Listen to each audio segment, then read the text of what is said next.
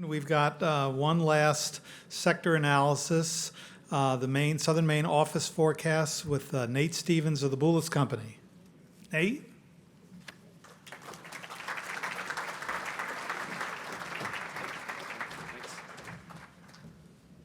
All right, good afternoon, everyone. Thanks for hanging around. Saw some great presentations today, a lot of different movements in the market. The difference between Britt and Justin is actually I have something different to talk about this year as opposed to the last 5 years I've stood up here and talked about dropping vacancy rates, going down year after year. And we saw a little change. If you're at our booth today, we had a little graph up at the booth. But no, really excited to be here. Thank you to the MEREDA Selection Committee for inviting me once again. And just a reminder, a lot of the data I'll present to you today, we'll take a look at what we've collected for 2019 at the Boulos Company as part of our market outlook. Released that this morning, and we have it on our website. Many of you probably actually just got an email 5 minutes ago with that, so take a look. It touches on more than just the office market, but we really dig into vacancy rates and asking rates and so forth for the greater Portland office market. So just a real quick overview of our market size. So at the Boulos Company, we call on about 347 Class A and Class B buildings in Greater Portland. And thanks to the associates in our office for making all these phone calls and confirming this information through the actual sources, as online can't always be reliable. And thanks to the other brokers from the other firms as well, because a lot of times they help us compile this information as well. But out of those 347 buildings, total market size about 12.1 million square feet. And this is a snapshot of the market of December 1st every year. We do it annually. And December 1st is our kind of cutoff date. So a few deals and things have happened in the last couple months or a month and a half, which I can talk about. But here you see, to really kind of track where the action was and why it happened and where it happened in the greater Portland area, we break this down into 7 submarkets. Downtown Portland being the largest submarket, about a third of the overall market size. Then we have 5 suburban submarkets, as you can see here, and then a separate medical office submarket. So, as we move through, we'll compare Class A versus Class B, downtown versus suburban, just to really see where and what was responsible for any changes in the marketplace last year, and which really tell us what we can expect moving into 2020, 2021, et cetera. So we'll jump right into the data here. So last year, the direct office vacancy rate, this doesn't include sublease space, was 6.34%. To kind of put this in this context, it went up from last year's 15-year low vacancy rate of 3.94% and 4.4% the year before that. So that is actually the largest increase in the office vacancy rate we've ever seen in 22 years of doing our survey. Does that mean, the last time I think we had a similar increase in the vacancy rate was 2007 to 2008, and I think a lot of you remember where that went, and I don't think we're going there. So my job up here is to tell you why that happened and where it happened and what we can expect with that. But there is over 500,000 square feet of negative net absorption. Net absorption just being the amount of space that's occupied or vacated over the course of a year, which takes into account new construction. But also, we do remove some buildings from our market survey every year, whether it's a change of use or maybe they've fallen out of the Class B category. So I don't want to read into this number too much. The last 5 years I've been up here, I've talked about just positive absorption, so at least we get to talk about negative absorption, and really kind of where that happened this year. And it really wasn't downtown that was responsible. That remained strong, still is a strong market today. There's some writing on the wall for maybe some changes, but really the suburban submarkets, those 5 suburban submarkets you saw on the previous slide is what was responsible for this increase. And it was the large vacancies, were relatively small market size. And it was just the timing of some vacancies that we were expecting just hit the market last year, really driving that vacancy rate up to where it is today. Demand, I've talked about that the last couple of years. We don't really have a true metric that we can measure that with, but speaking with a lot of the owners and landlords and brokers in the room today, it was fairly steady. It hasn't been great the last couple of years. Maybe it increased a little bit, maybe more in the suburban market than we were expecting last year. That could be a product of more supply on the marketplace as the year went through. But also the transaction volume went up. In 2018, our transaction volume, which is really just the number of leases that are signed with buildings in our survey. And it just really talks about activity and movement in the marketplace. That dropped almost 60% in 2018, and we saw a little tick last year back up, but really nowhere near the activity of new leases that we saw with those quickly falling vacancy rates back in 2014, 15, 16, et cetera. And the asking rates continued to climb. We track the asking rates for all the buildings that we survey that have vacancies. Once again, can't read into this too much, but it definitely tells you about what a landlord's confidence is in the marketplace, and typically lags the vacancy rates. So across the board, downtown, suburban, Class A, Class B, despite the increase last year, we saw the vacancy rate or the asking rates go up again. And especially in the Class B market downtown. Everywhere they went up a little bit, 25, 50 cents a square foot. In 2018, the downtown Class B market increased over $2 per square foot. And then we saw that again happen in the past 12 months, where the Class B market increased another $2 a square foot. So you have a 25% increase over a course of 24 months. And I guess the point to make really with the Class B market is that there's a wide range of product in our Class B market. And what I do personally, we don't do this in our survey at the office, but really split it up into maybe B plus properties and B minus properties. B plus really being, and this is my definition, really being properties that have been recently renovated, the lobbies have been recently renovated, the spaces are maybe brick and beam, there's a cool factor to them. Landlords really put the money to keep that product higher. They generally fetch a higher price per square foot. And those are the properties that I think we are responsible for that increase in that Class B asking rate. And really those Class B plus being, in the low $20 a square foot, which is a modified gross, including HVAC lease rate. And that's the highest we've ever seen it. And even with that Class B versus Class B minus, B plus, B minus market, the vacancy rate is very different as well with those B minus properties. Some of the more dated product, you have about a 14% vacancy rate downtown, whereas the B plus product is just under 4%. So, really kind of goes to show you that putting the money into the buildings and keeping them up to date really results in a higher rent and better vacancy rate. So we're going to start a little broad here in terms of this, and as we move through the presentation, get a little bit more precise. But this graph here, as we start to do that, are the downtown vacancy rates on the left and the suburban vacancy rates on the right. You have this course of the last 7 years. You have B in the light blue and Class A in the dark blue. So starting in downtown Portland, you can see both A and B fell roughly the same rate. We didn't think that Class A could really get much lower. It dipped below 1% for the first time in probably 18 years last year, and it actually went even lower down to 0.49%, which surprisingly is not the lowest vacancy rate that we've recorded in 22 years, because in 2001 it was 0.2%, which is crazy to think about, because this year I think there were only 3 direct vacancies in the Class A market, none of them over maybe 7,000 or 8,000 square feet. So still very, very tight downtown supply, and I'll talk about what that means maybe going into the next 12 to 24 months here in a moment. For Class B, another dip in the vacancy rate down to about 8%.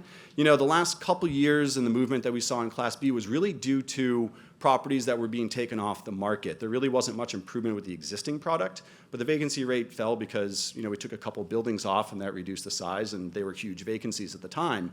But last year, that was pretty much a market-driven drop in the vacancy rate. And as you'll show you significant transactions here in a minute, there weren't a big number of large transactions downtown. So you see this drop in the Class B market was really due to those deals under 5,000 square feet. So pretty good activity in the Class B market downtown, generally speaking, with asking rates going up and a pretty good organic drop in the vacancy rate last year.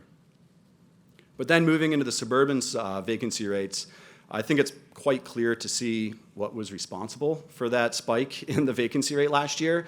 Starting Class A was very, very low back in 2017, slight tick last year, but then just boomed from about 4% vacancy to over 11% vacancy in the Class A market for the suburban markets. And don't want to really cause any panic, but this is the highest Class A vacancy rate for the suburban markets that we've recorded in 22 years. I don't necessarily think that's doom and gloom for that market. We're a relatively small market. It was bad timing with a few vacancies that we saw coming on that, our absorption rates and our demand level just could not keep up with those properties coming on the market this year. Class B as well, a slight increase, but still very healthy at about 5%. Another point to make for the Class A properties is that in the suburban markets, about 85% of the vacant square footage in the suburban markets is in 5 buildings. So you can really start to see that this is really due to some big empty buildings right now. So this is a graph I haven't used in a few years. I used it a few years ago to really talk about the drops in the vacancy rate and what submarkets that was, and I'm using it this year to show the increases. But this is downtown Portland and the 5 submarkets and medical office space for vacancy rates over the last 3 years. Downtown Portland, as you can see, steady drop annually. If I went back 5 or 6 years, you'd see that it's a pretty steady drop year after year.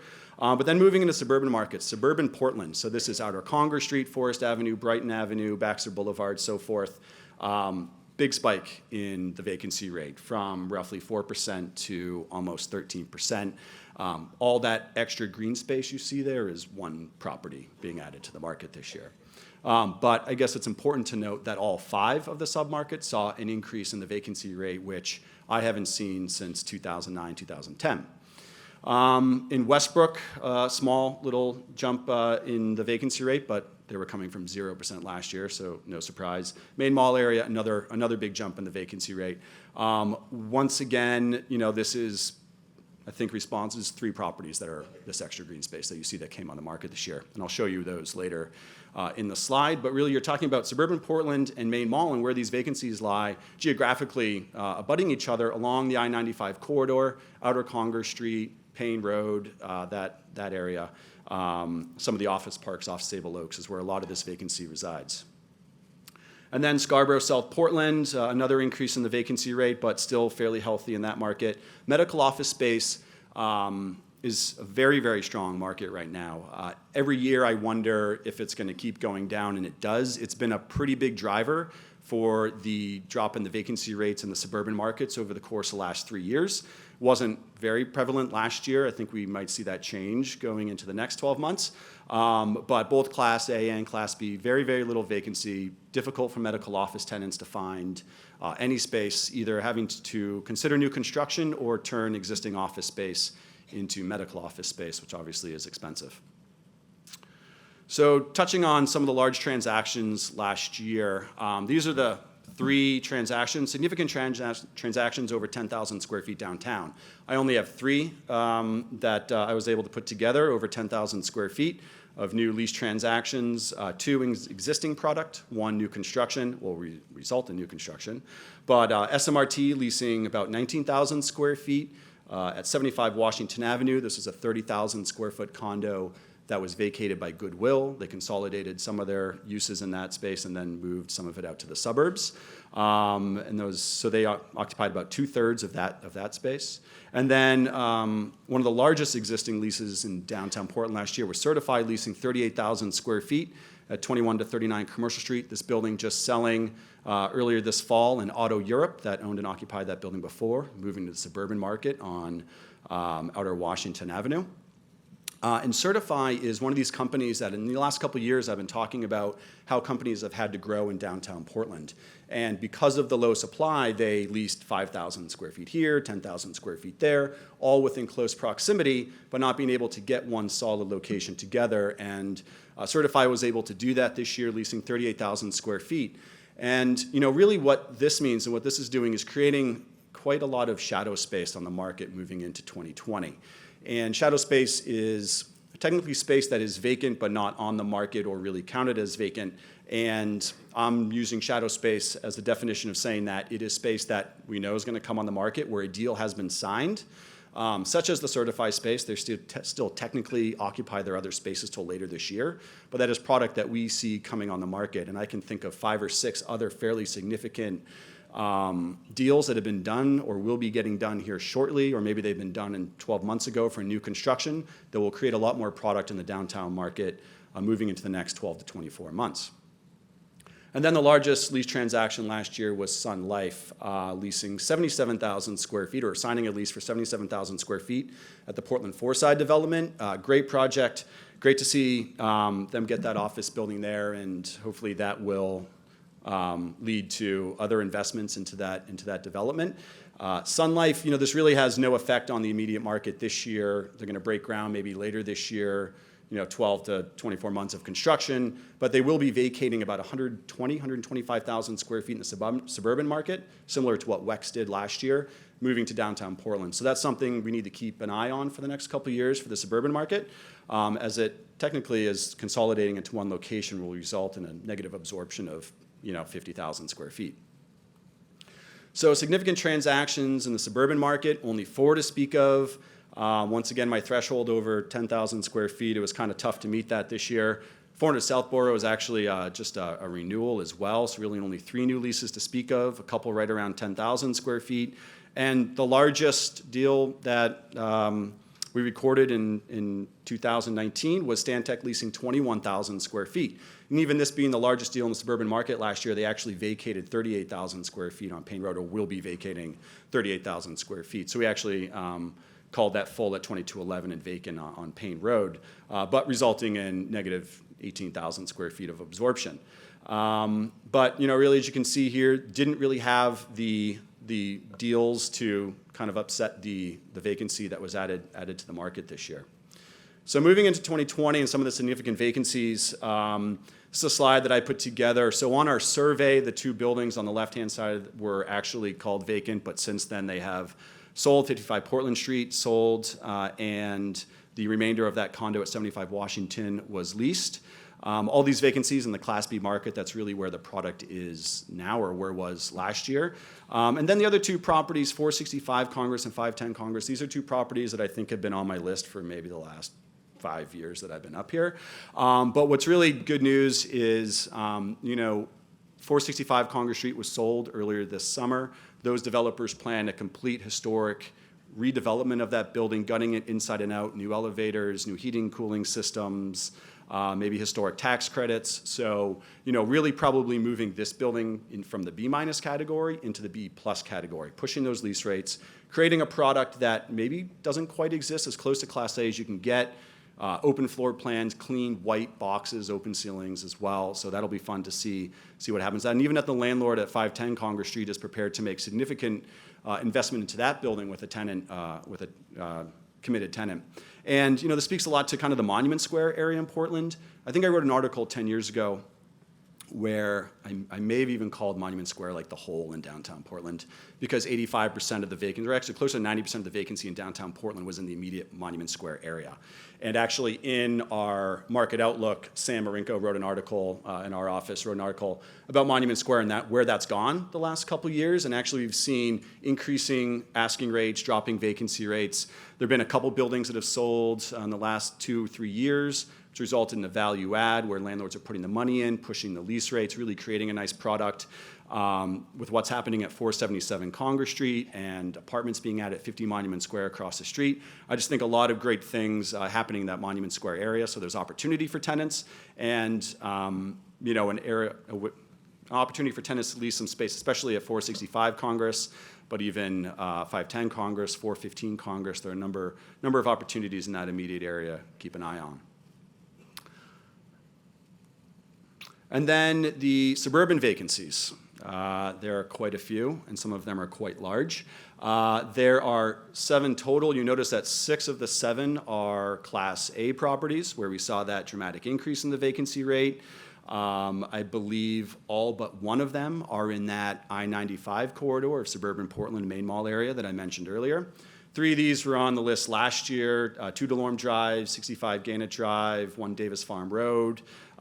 Just didn't have the demand level of larger tenants last year to really fill those vacancies. And then 2 large vacancies that came on the market this year that are really largely responsible for that spike, which would be the WEX building on Gorham Road, about 72,000 square feet. I hear there's good activity on that property, but still vacant at the time of our survey. So that's a pretty big hole, and I don't think anyone expected that building to necessarily fill in the 6 months that it was vacant. But we'll keep an eye on that moving forward, because that's a great opportunity for a larger tenant. Between that and 2211 Congress Street, there aren't a whole lot of large opportunities other than new construction for a 50, 60, 70,000 square foot tenant. And 2211 Congress Street, this is where Stantec signed the lease last year. This is one of the 3 Unum buildings on Outer Congress Street. So they reorganized and went into 2 of their 3 buildings and vacated about 200,000 square feet. Once again, just a lot of space for this market to absorb in a very short amount of time. So we really can't read too much into that increased vacancy rate. And once again, some great activity on this building as well. Signed 1 tenant already. There's one that is close to getting signed. But even with those 2 fairly sizable deals, there's still quite a bit of vacancy, or as I like to say, opportunity for tenants in those 2 buildings.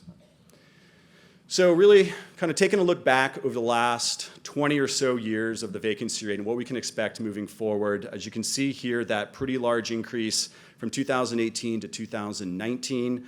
We saw a similar size increase between 07 and 08, but if you look, we're only at 6.34%. That's still a pretty healthy vacancy rate. So last year, I think I was talking about, 350,000 square feet of positive net absorption, our strongest office market in 15 or 20 years. I think we're out of that crazy low market and low supply.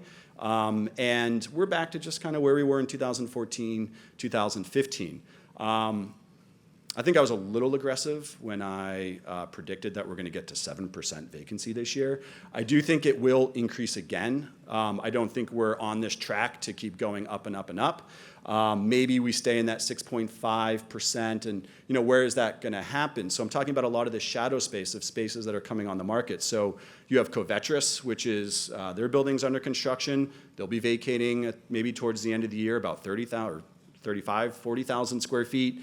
You have the Certify space. TD Bank reorganized and vacated about 20,000 square feet at Portland Square. Evo Payment Solutions just announced their layoff, creating about 25 to 30,000 square feet. So that will increase the vacancy rate downtown. It really depends on when some of these subleases roll and when we call them direct.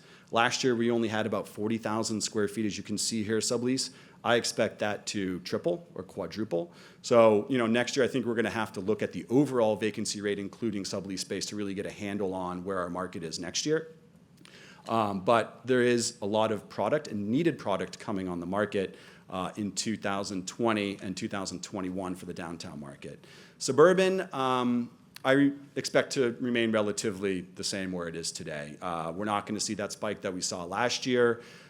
Can't really anticipating any really big vacancies coming on the market, and actually some pretty good activity with larger tenants.